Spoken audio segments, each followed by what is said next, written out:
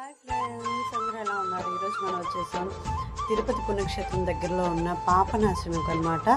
So ఇక్కడ స్నానం చేస్తే సకల పాపాలు పోయి పూర్వ జన్మలో ఈ జన్మలో మనం చేసిన పాపాలన్నీ పోయి అంత మంచి జరుగుతుందని భక్తులందరూ నమ్మకం. అదే నమ్మకంతో నేను కూడా వచ్చేసాను.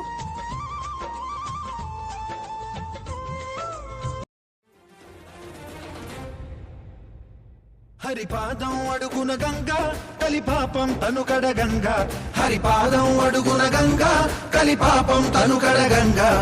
కరులే కరలేని విరచా నదీల దిగి రాగా, కరలా కనిపించే జలధార సరస్వతి పొంగ.